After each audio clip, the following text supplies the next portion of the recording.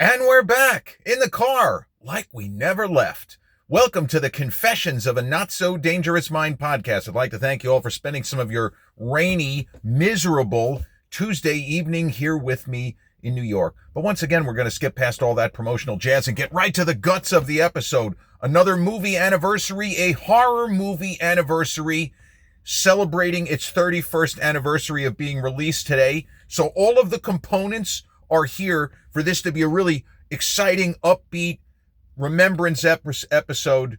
It's a remembrance episode. I don't know why I'm having trouble saying that word, but it's that kind of episode. But I don't really like this movie. In fact, I walked out of the theater bitterly disappointed because the film did not do what I thought that it was supposed to do, the way that it had been teased. Film starts great and then, to me, goes completely off the rails.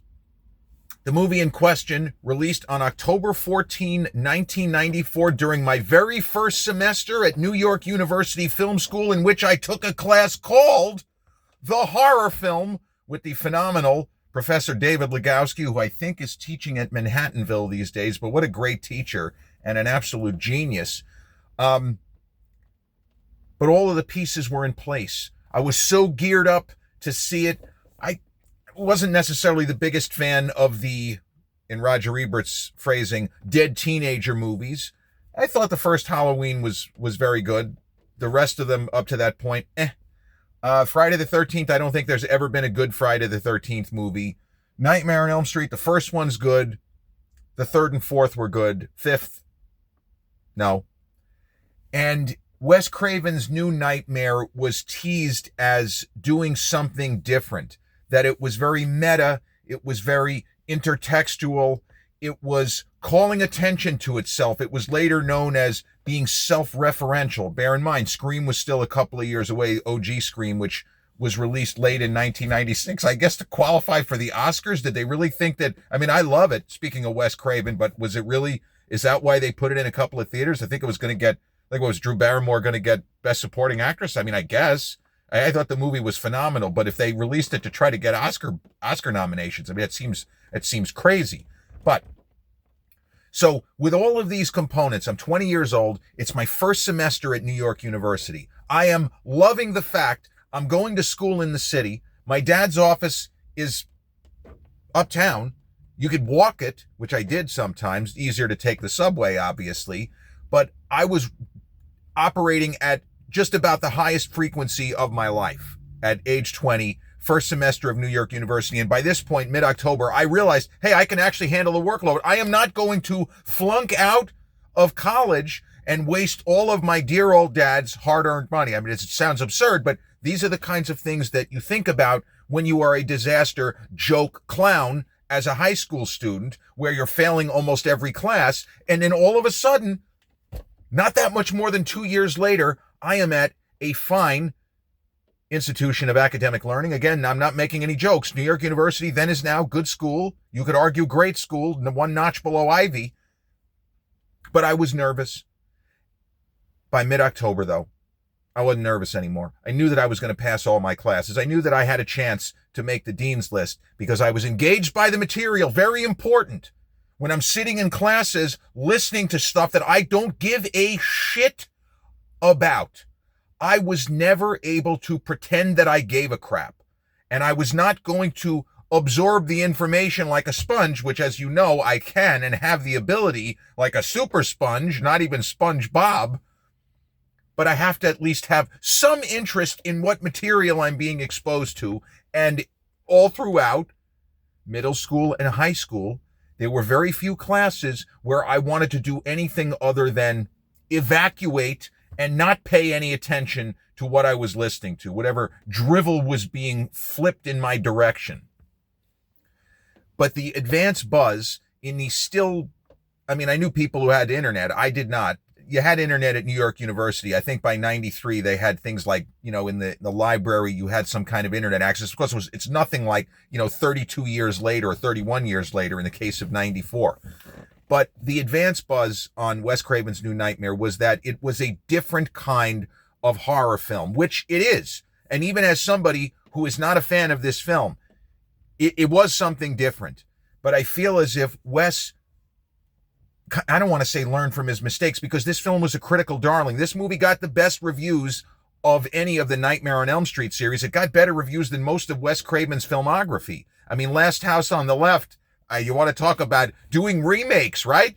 It's a remake of a Bergman film called The Virgin Spring. What a great name for a movie, The Virgin Spring. Yeah, Last House on the Left is Wes Craven taking Bergman, flipping it upside down, inside out, and in the immortal words of the late Richard Genai, sticking it into a blender and pressing frappe. That's what Last House on the Left is. But you look at, I'll tell you one Wes Craven story. Right before I saw this movie, just reminded me of this. There was this kid named Tim who was in the class called a horror film along with me. He was a real character. You know, there weren't as many characters back then in the pre-internet era, the pre-TikTok era. This kid was a character. So we were talking about Wes Craven. Hey, he's got a big new movie. We're all going to see it this week. And it wasn't like supplemental viewing, because sometimes teachers would strongly recommend you to stick their proverbial finger in your face and say, you better go see this movie. For example, we were supposed to see 12 Monkeys, the Terry Gilliam film, because it had something to do with, we were watching Vertigo, and there are Vertigo elements, and there are even clips from the movie. So anyway, we're getting ready. It's the Thursday, and then I'm planning on going to see Wes Craven's new Nightmare the next day. So we're going over Wes Craven films that we like. And Vampire in Brooklyn hadn't come out yet. That's a film that I think is way underrated historically. I think it's pretty funny, and it has the good horror film elements. It's kind of, you know, Wes Craven trying to make a comedy and Eddie Murphy trying to make a horror film. I mean, that's basically what it was. But we were talking about what are our favorite Wes Craven films up to this point in history. And most people just said, well, the original Nightmare on Elm Street. One guy said Last House on the Left. Another one said Deadly Friend. I don't know what movie he saw. Deadly Friend is, I mean, it's decent. It's not that good. Then I said The Serpent and the Rainbow, which I think is fantastic. Another movie that's kind of underrated historically. It's a horror movie, but it's kind of grounded in a hyper reality as opposed to a supernatural realm, because the film kind of dances both ways, as Wade Davis's book kind of straddles the line. So we're going over what's your favorite Wes Craven film, and this guy Tim with a straight face, and he was the only one out of like 20 people, he goes, The People Under the Stairs. And everybody is aghast. That's the movie that you pick? That's what you pick? And I couldn't help myself. I said, Tim, no offense, that movie's terrible. And he goes, I know. He was basically saying that Wes Craven had not even made a good movie in his whole career. He picked a film that he said was terrible, and he thought that was the best film that Wes Craven ever made. Like, I got the joke immediately, but other people like, I don't understand. What are you guys laughing at? So the buzz was good. And if I recall correctly, all of the New York papers gave the film 3 stars or better. Newsday gave it 3 stars, and the Daily News and the Post either gave it 3 or 3.5. The New York Times, I don't remember checking that out that day, but the New York Times didn't do a star rating. You had to actually read the review, you know, horror of horrors. You had to read Janet Maslin or whoever happened to be the critic that was assigned to this film. So I went into the film, I was excited because the reviews were good. The concept seemed great. And we saw in previews, the actress who plays Nancy in the original Nightmare on Elm Street, Heather Langenkamp, who, I mean, it must be said, she looks a hell of a lot like the famous American figure skater and silver medalist, Nancy Kerrigan. I mean, they don't even look alike. They look like twins. Do they look like sisters? No, they look like twins. So when this movie came out, this was another thing I forgot. There were a lot of critics that talked about the fact that, holy crap, I forgot how much Heather Langenkamp looks like Nancy Kerrigan. And Nancy Kerrigan, her Olympics had just happened. So all of this is going on. And Heather Langenkamp is not playing the character of Nancy in Wes Craven's New Nightmare. She is playing Heather Langenkamp. She is playing not really herself. It's supposed to be herself. And Wes Craven is in the movie as Wes Craven. And Robert Englund, a.k.a. the original Freddy Krueger, he's in the movie as Freddy Krueger. And therein lies the rub. And that, the angle with the Krueger character was the biggest problem I had with this film, but we'll get to that. So with all of this, the kind of good vibes and the laughs, at NYU Film School, and people talking about, one guy had seen an advanced screening. He said it was phenomenal. One fellow student, I don't know how he got tickets to that, but whatever. So I went into the movie with the highest of high expectations. Even as I said, I was not then, nor am I now, a fan of torture porn or people being split, from their groin to their gullet, in the immortal words of Daniel Robitaille in Candyman. But there are certain kinds of slasher type films, such as Candyman, where I do appreciate. And there were the original Nightmare on Elm Street, and as I say, 3 and 4, there was enough artistry on display, enough cleverness in the writing and in the kind of larger themes that the film is trying to get into. But this movie seemed like it was going to be a home run. It starts real strong. Heather Langenkamp is a mom, and I think that she's in a difficult marriage, or I forgot. I think she's a single mom, or the husband is not really ready. It's something like that, but I know that she's a mom. And she is presented, and you could see that Heather Langenkamp was not trying to act. She was attempting, as much as it's possible for an actress to do this, to come across as if she was not an actress playing a character of Heather Langenkamp, but simply trying to be as naturalistic as she possibly could, almost. And there are moments early in the film where it has a cinema verite feel, which is all good. And then we meet Bob Shea, who was one of the big-time executives at New Line back then. He's also playing himself. There's a lot of really cool stuff with that. And where the movie seems to be going, when Robert Englund is introduced as himself, it seems to be tilting into a direction where there is going to be some kind of a showdown between Heather Langenkamp, Robert Englund, and Freddy Krueger, who is played by Robert Englund. That's where the movie starts to go. It feels as if it's going down that path. That is the film that I thought we were getting. We do not get that movie. And when I realized about an hour in that the movie was not going to take any real risks, and it was just going to go down exactly the worst possible path for somebody who thought the film was going to achieve a kind of transcendence, I became more and more frustrated as the film began to follow the patterns of your typical slasher film. And so all of the goodwill evaporated, and I walked out of the theater, and I was really pissed off. And the only other times I've gone to the movies, I would say the angriest I've ever been, seeing a movie which disappointed me to this extent. This is up there, but I would still recommend people to see this, because I knew people, and when we convened over after the weekend, I was in the minority on this one. Most people who saw it said it was brilliant and amazing, and they didn't have any of the same issues. They didn't have the same expectations or where the film was going. But I walked out of the theater disappointed, but I would have given it 2.5 stars. This is about the worst 2.5 stars out of 4, because there was so much great material in the first half. And the way that Wes Craven staged some of the nightmare type sequences, the way that they changed the makeup on the Krueger character, and that he's not a comedian anymore. He's not, George Carlin making wisecracks while carving up the audience. He's not doing that. It's a much darker guy. I appreciated that. I walked out of the theater mad, but I would have still told people, no, see the movie. The angriest I ever was leaving a movie theater, where I was beyond disappointed, I almost felt betrayed, as pathetic as that is, was summer 1999, seeing Summer of Sam, the Spike Lee film, the worst movie that Spike ever made. That one was such a disappointment, because also in that case, the pieces were in place for something better than what we got. That movie was just terrible. And Roger Ebert, it was the one who got me in the theater. He gave it 3.5 stars, and he thought the film was terrific. And man, my dad and I saw it, and people were booing and leaving early. It was just not good, despite having Adrian Brody. Adrian Brody is amazing in that film. Almost everything else, Ben Gazzara as a crime boss, he's okay. It's just not good. John Leguizamo, not good. And Mira Sorvino, everybody in the film was miscast, with the exception of Brody, Michael Rispoli, who is funny, and Ben Gazzara. Everything else is what are we doing here? But New Nightmare is at 77% on Rotten Tomatoes. So again, I'm in the minority. Most critics really liked it. I'm the target audience. The target audience for this was critics, because the movie was not as big of a box office success as you would think. It cost about 8 or 9 million, I think 8 million to produce. So it was a little bit of a lower budget than you might have thought.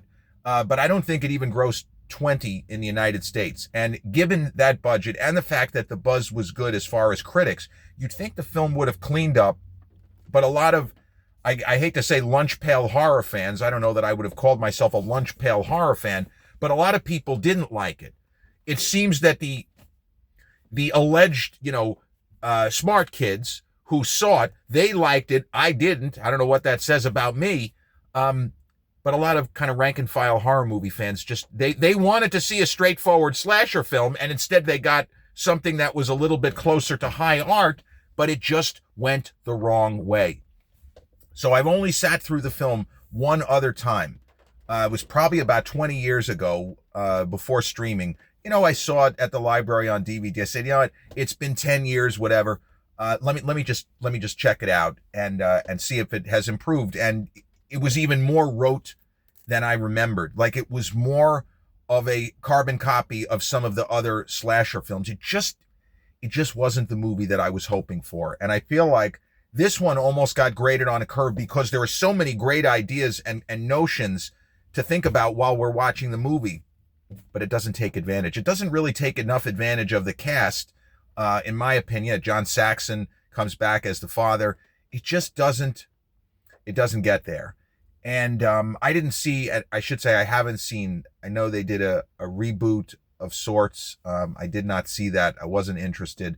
I did see Freddy versus Jason. I guess that's now about 25 years ago. Speaking of Jason, with John Ritter's son, Jason Ritter, if I'm not mistaken. That film was okay. It wasn't great. The best thing about that movie was when Freddy Krueger is just beating the absolute tar out of Jason. And Freddy has a moment where he almost sounds like a human being and not Freddy Krueger, where he kills Jason over and over. It's Ghostbusters 2. He was poisoned, shot, stabbed, hung, stretched, disemboweled, and drawn and quartered. And he still wasn't dead. Freddy Krueger kills Jason over and over and over and over, and Jason just keeps jumping back up. It's like, might as well do a Captain America. I can do this all day. He just keeps jumping up. And when Freddy goes, "Why won't you die?" I mean, the audience was screaming. That was a great moment. So I guess you could say I prefer Freddy versus Jason to Wes Craven's New Nightmare. But I do think that Craven took certain concepts from New Nightmare. The idea of, because in the movie Scream, all those characters, they're not real people. They're not playing themselves. Like Skeet Ulrich is not playing Skeet Ulrich, Matthew Lillard, etc. Nev Campbell, they're not playing themselves, or even Drew. But he took the idea of people being self-aware. And in this film, Heather Langenkamp is not afraid of Robert Englund. She's not afraid of Robert Englund because Robert Englund is just an actor. But when you see that it's still Robert Englund under that makeup, and they don't do anything with the concept, I just don't know how I was the only person who found that to be, in the words of John Sterling, a revolting development. You go that far and then you don't take it any further. But in the case of Scream and Wes Craven, he wrote the screenplay. This I did not know. He wrote the screenplay for New Nightmare and directed the film. Scream was not a Wes Craven project originally. It was written by Kevin Williamson, just a brilliant writer, who then he was the showrunner and the creator of Dawson's Creek. Not that much later, maybe a couple of years, he also wrote the script for The Faculty. A very, very talented writer, a very canny pop culture wizard, in the manner of Seth MacFarlane. When you talk about people who really know their stuff and can take inspiration from pop culture, and knowing that people are going to see Shawshank references, through Seth MacFarlane's work, or even older kind of films. But Wes, with Scream, he came closer to actualizing the potential of New Nightmare, where you have this fantastic concept, a new kind of horror film, and then it just turns into standard issue, old kind of horror film. And I don't know why I was so hung up on this concept, but I was bothered in the sense that the film just reached a certain point where it started to go exactly the way that you thought it would, kind of like where your heart sinks. And I always look for horror movies that don't do what you expect. And for example, my favorite horror film, straight up balls out horror of, like, let's say the last decade, because I mean, you could put Get Out in there, but Get Out to me is a phenomenal psychological thriller. A lot of people would consider it horror, but I don't see that as horror in the same way I don't see Silence of the Lambs as horror, even though technically it is a horror film. But the best pure horror movie that I have seen is Malignant. And one of the reasons why is that Malignant sets up this really crazy story, which has a kind of a medical mystery to it.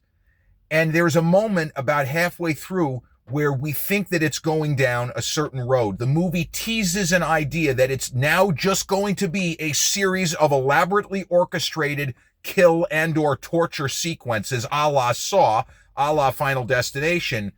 And I remember seeing the Malignant for the first time, and when it got to that scene where I'm like, okay, now it's going to be, the rest of the movie is just going to be this character gets bumped off, and then that character gets killed, and it'll be more elaborate each time. But then Malignant makes another left turn and goes to an area that I was not expecting.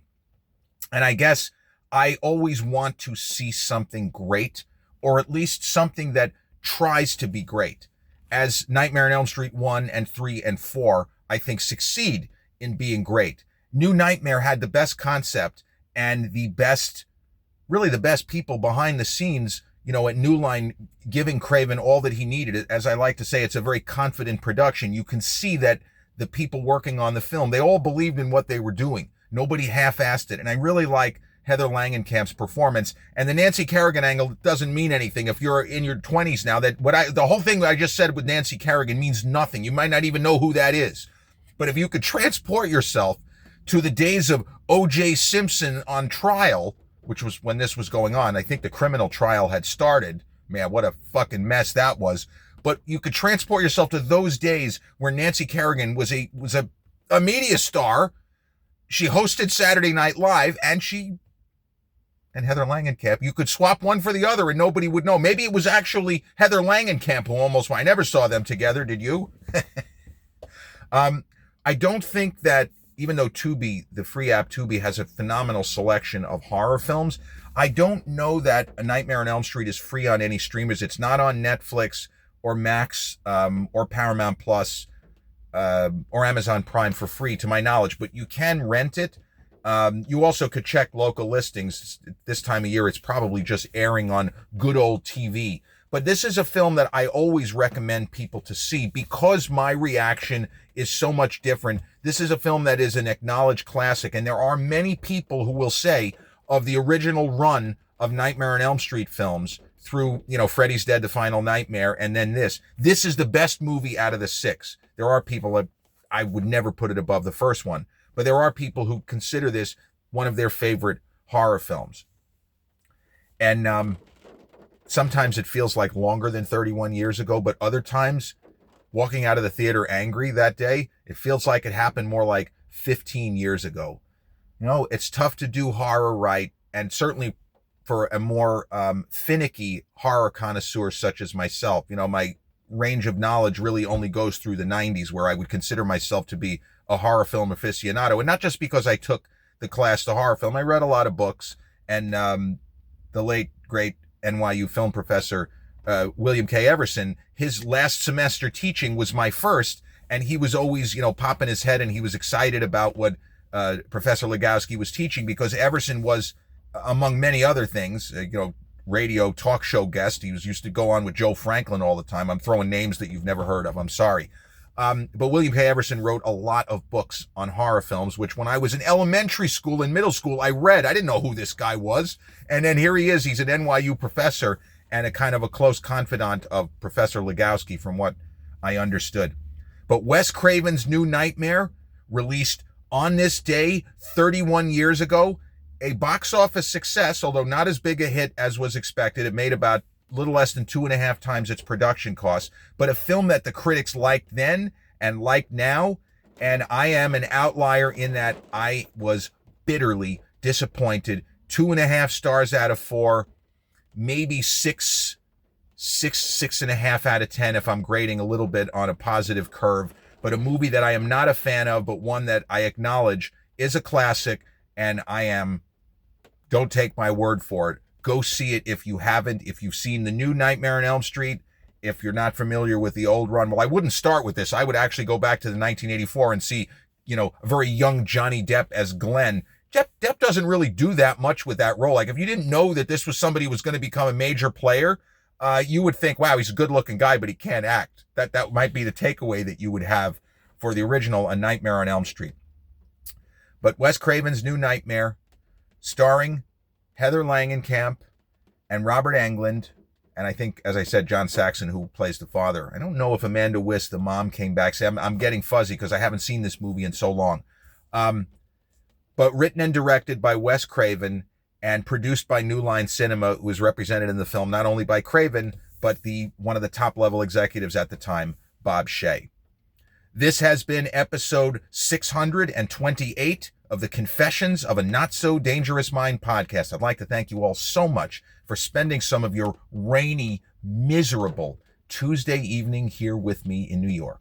If you check out this episode on the YouTube channel, haven't done so already, please click like, subscribe, comment, share, turn on those notifications. Or if you catch this episode on the audio platforms such as Podbean, Spotify, iTunes, or the others in which we're hosted, same general rule applies. Click like, subscribe, share, and turn on those notifications. I'll be back with a new episode real soon. Until then, peace.